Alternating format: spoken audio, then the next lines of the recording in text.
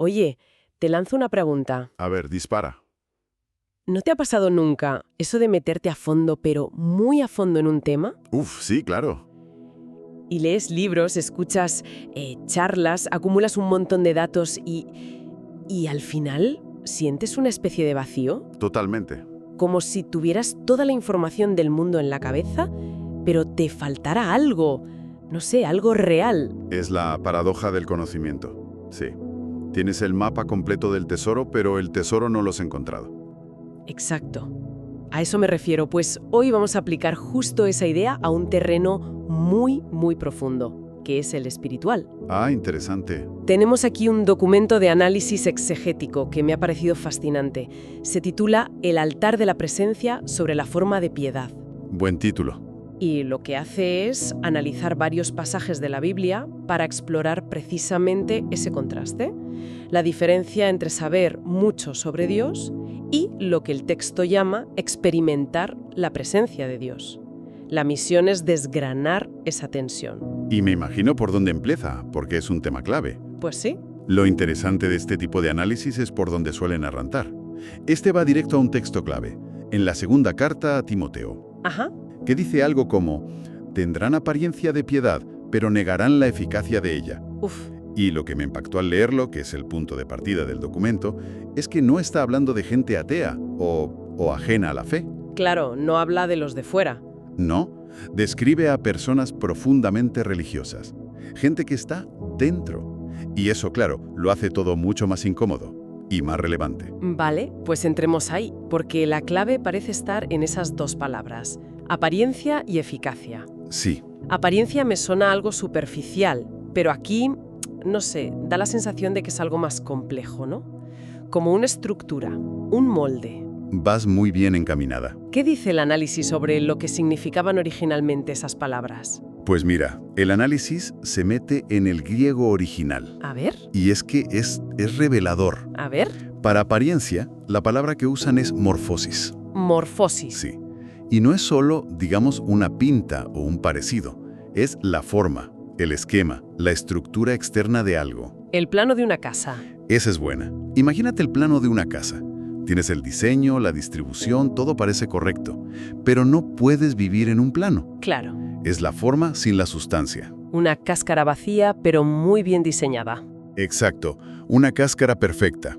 Y luego está la palabra piedad, eusebeia, que es esa devoción, esa reverencia genuina. Vale. Así que tenemos la estructura de la devoción. Pero aquí viene el giro. Dice que negarán la eficacia. Y la palabra para eficacia o poder es dinamis. Ah, de ahí viene dinamita, ¿no? De ahí mismo. No es un poder pasivo, es una fuerza explosiva, transformadora, el poder del espíritu. Tremendo. Y lo tremendo es que el texto no dice que no crean en ese poder, dice que lo niegan. Y el análisis lo interpreta como un rechazo en la práctica. O sea, con su vida. Viven de una manera que lo anula, que lo cortocircuita. Al final, la idea que queda, y es muy directa, es la de un fenómeno que podríamos llamar mucha forma, poco poder. O mucho conocimiento, poca transformación real, como decíamos al principio. Justo eso. Es que eso es increíblemente actual. Vivimos en la era del clic, con acceso a bibliotecas enteras de contenido espiritual. A todo. Puedes saberlo todo, tener todas las opiniones, todos los sermones, Ajá. y que nada de eso te toque de verdad por dentro. Exacto. Y esto me lleva a pensar en el propio conocimiento. Puede ser la información, en sí misma, parte de esa forma hueca. El análisis conecta esto con otros textos. Absolutamente. De hecho, ese es el siguiente paso lógico que da. Nos lleva a la carta a los romanos, Ajá. donde el apóstol Pablo vuelve a la carga con esta idea, pero desde el ángulo del maestro, del que sabe. Del experto. Eso es. Le habla a una persona que se enorgullece de conocer la ley y le dice: tienes en la ley la forma de la ciencia y de la verdad. Y ahí está otra vez, morfosis, La misma palabra. la estructura del conocimiento. El plano de la verdad. Claro. Pero justo después, Pablo le lanza una pregunta que es demoledora. A ver. Le dice: tú, pues que enseñas a otro, ¿no te enseñas a ti mismo? Uf, qué directo. Es una confrontación brutal. Señala esa desconexión total entre lo que sabes y pregonas y lo que eres. Es que esa pregunta resuena en tantos ámbitos hoy en día, no solo en el religioso. Totalmente. Piensa en el mundo del bienestar, de los gurús de la productividad, gente que tiene un discurso perfecto, pero que su vida personal a veces... A veces no refleja nada de lo que predica. nada. Precisamente. Y el documento lo aterriza con ejemplos muy concretos del ámbito de la fe. Por ejemplo, Habla de la posibilidad de predicar un sermón increíble sin haber pasado ni 5 minutos en oración, wow, o de cantar en una iglesia con una técnica vocal perfecta, pero con el corazón frío como el hielo. ya. Y esto es muy de nuestra época. De gestionar una cuenta en redes sociales con contenido espiritual inspirador, pero sin tener una vida íntima y real de conexión. Sí, sí lo veo. Y el resumen que se propone es una frase que se te queda grabada. ¿Cuál es? Saber de Dios no es lo mismo que vivir con Dios. Vale, me queda claro. Y si el problema no es solo la falta de aplicación, ¿qué pasa cuando ese contenido, por muy bueno que sea, se convierte en otra cosa? ¿En qué piensas? En una especie de contenido, producto de consumo, en entretenimiento. Has dado en el clavo, porque el peligro es todavía más sutil. Claro. Y el análisis nos lleva al profeta Ezequiel, a un pasaje que es de una actualidad que asusta. A ver, Dios le dice a Ezequiel que la gente acude a él, se sienta, escucha sus palabras con atención, pero no tienen ninguna intención de obedecerlas. o sea que van a escucharle. Sí, pero aquí viene la parte increíble.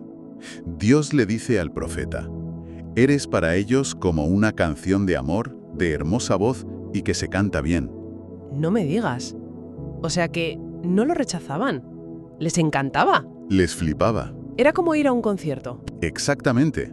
No era un profeta, era un artista. ¡Wow! Disfrutaban de la estética de la palabra, de la emoción del momento, de lo bien que sonaba.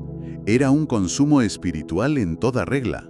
Un subidón emocional. Un subidón que no implicaba ningún compromiso vital. Y aquí es donde el análisis pone el dedo en la llaga. El diagnóstico es que la palabra se había convertido en entretenimiento. Una fuente de inspiración momentánea. Como ver un vídeo de motivación. Tal cual. Te sientes bien durante 10 minutos y luego sigues con tu vida igual que antes. Justo. Y por eso lo que se extrae de este pasaje es una advertencia muy seria. ¿Qué es? Cuando la palabra deja de confrontar, deja de transformar. Si solo buscamos el contenido que nos afirma, que nos hace sentir bien, que nos da un pequeño chute de inspiración, hemos desactivado por completo su dinamismo, su poder de cambio. Esto me lleva a una historia que, te soy sincera, siempre me ha generado un poco de conflicto. ¿Cuál? La de Marta y María. A un clásico. Porque aquí pasamos del consumo pasivo a la actividad, que en principio parece algo bueno. Marta no está sentada escuchando una canción bonita, está currando. Desde luego. Y sin embargo, se lleva la reprimenda. Siempre me ha parecido un poco injusto para ella. ¿Cómo lo aborda el análisis? Es una objeción muy buena, y creo que muchos nos identificamos con Marta. Totalmente. El análisis, de hecho, subraya que Jesús en ningún momento critica el servicio. Servir es fundamental. El problema de Marta no es la actividad, es la ansiedad que hay detrás. La palabra que se usa para describir su estado es que estaba turbada y afanada, distraída por muchas cosas. Estaba desbordada. El famoso multitasking. Exacto. Estaba tan metida en el hacer cosas para Jesús que se estaba perdiendo la oportunidad de estar con Jesús. ¡Ah, qué buena distinción! No era un problema de servicio, sino de prioridades. Y aquí el análisis extrae una conclusión que va mucho más allá de lo religioso. Se puede aplicar al trabajo, al activismo, a cualquier vocación. A ver. Dice, el ministerio sin presencia produce agotamiento, no gloria. ¡Wow! Produce burnout, no avivamiento. Agotamiento, no gloria. Es potentísimo. Describe perfectamente a tanta gente que conozco y a mí misma a veces. A todos nos pasa. Que te quemas, haciendo cosas buenas por las razones correctas, pero te olvidas de la fuente de energía. La actividad de Marta, en el fondo, generaba mucho ruido, ¿no? Muchísimo. Mucha distracción. Y ese ruido es la transición perfecta al siguiente punto del análisis, que para mí es uno de los más impactantes. Vale. Nos lleva a una de las escenas más cinematográficas de la Biblia. El profeta Elías solo en una cueva, esperando una señal de Dios. La conozco. Es espectacular. Es que es increíble. Elías está esperando y, de repente, se desata un viento huraganado que parte las rocas. Uf. Después un terremoto que sacude la tierra. y luego un fuego devorador. Nada menos. Tienes los 3 elementos de poder más brutales que te puedas imaginar, pero el texto insiste casi como un mantra. Pero Dios no estaba en el viento, ni en el terremoto, ni en el fuego. O sea que Dios no estaba en el espectáculo. No. No estaba en los efectos especiales. Me parece una idea muy contracultural. Totalmente. Y después de todo ese estruendo, de toda esa demostración de fuerza, el texto dice que llegó un silbo apacible y delicado. Un susurro. Un susurro. Y ahí estaba la presencia de Dios. La lectura que se hace de esto es demoledora para nuestra cultura. ¿Y cuál es? Que vivimos, incluso en nuestros círculos de fe, en la cultura del ruido. Sí. Del evento grande, de la producción impecable, de la música a todo volumen, del programa constante. Siempre ocupados. Mucha producción, pero poco silencio. Mucho hablar, pero poca escucha. Esto me recuerda a lo que vivimos a diario con las notificaciones, el flujo constante de información. Es casi imposible. Es casi imposible encontrar un hueco de silencio real. Es que el silencio se ha vuelto incómodo. Si no hay ruido, parece que no está pasando nada. Exacto. Parece una pérdida de tiempo. Y esa es precisamente la conclusión que se extrae del pasaje de Elías. Y es un desafío frontal a nuestro modo de vida. Y es. La presencia se revela a los que se detienen, no a los que corren. Y detenerse en nuestra sociedad es un acto de rebeldía. Totalmente. Vale, entonces, si la clave no es acumular información, ni la actividad frenética, ni el espectáculo ruidoso, todo parece apuntar a un estado, a una forma de estar. Ajá. Y esto me lleva al último concepto del análisis, que creo que lo ata todo de una manera genial. Se basa en una sola palabra del Evangelio de Juan. Sí, es el broche de oro. Nos lleva a Juan capítulo 15, donde Jesús dice: permaneced en mí y yo en vosotros. Permaneced. El análisis se detiene en ese verbo, permanecer, que en el griego original es meno. Y esta palabra es mucho más profunda de lo que parece. No es pasar el rato, ¿verdad? Para nada. Menou significa habitar, quedarse a vivir, hacer de un lugar tu residencia permanente. Ah, vale. No es ir de visita. El análisis usa una metáfora que me encanta.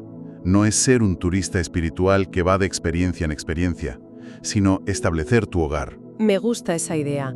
No es un evento de fin de semana, es el día a día. Exacto. No es algo que descargas puntualmente como una app, sino que es el sistema operativo en el que funcionas. Esa es la idea. Y a partir de aquí, el documento formula la tesis que, en mi opinión, resume todo el argumento de forma magistral. Venga. No puedes vivir de contenido si no permaneces en la presencia. Uf, qué frase. Puedes consumir todos los podcasts, leer todos los libros, asistir a todas las conferencias. Pero si no habitas en ese lugar de conexión quieta, si no haces de él tu residencia, te quedarás siempre con la morfosis. Con la forma. Con la forma. Pero te faltará el dinamis, el poder transformador. Ha sido un viaje intenso, la verdad. Hemos pasado de la forma sin poder, de Timoteo, a la información sin transformación en Romanos. Eso es. De ahí al consumo espiritual de Ezequiel, a la tensión entre la actividad y la presencia con Marta y María. Y finalmente, del ruido al silencio con Elías. Un buen recorrido. Al final, el análisis cierra con una conclusión que lo unifica todo. Sí, y lo hace con 2 imágenes muy potentes. Dice que, quizá, el problema principal hoy no es la falta de mensajes. No, de eso vamos sobradas. Estamos saturados. El problema es la falta de manifestación, de ese dinamis. Y la segunda imagen es que no es que falte la palabra, sino que falta el altar. El altar. ¿A qué se refiere con eso? No habla de un altar físico, claro. Se refiere al altar como símbolo. Entiendo. Es el lugar del encuentro personal, de la entrega, del sacrificio de nuestro tiempo, de nuestro ego. Es el espacio donde dejamos de ser meros consumidores de información. Y pasamos a otra cosa. Y pasamos a tener un encuentro real. El altar es donde el contenido deja de ser teoría y se convierte en experiencia. Entiendo. El altar es el lugar del encuentro, no de la información. Justo. Y para rematar, todo el análisis se encapsula en una frase final, casi como una tesis doctrinal que creo que resume perfectamente nuestro diálogo. Pues cerremos con ella. Dice: el contenido informa la mente, pero la presencia transforma el corazón. Qué bueno. Y al final del día, creo que de eso se trata. El objetivo no es tener una mente llena de datos teológicos, sino un corazón transformado. La información es el mapa. Pero la presencia es haber llegado al destino. Sin duda. Y después de repasar todo esto, hay una pregunta que se me queda flotando. A ver. Si, como sugiere el análisis, esa presencia se reveló a Elías en el silbo apacible y delicado, la pregunta que nos queda en el aire es: ¿qué ruido en nuestra vida actual, incluso el ruido que parece bueno, que parece espiritual, podría estar impidiendo que escuchemos ese susurro?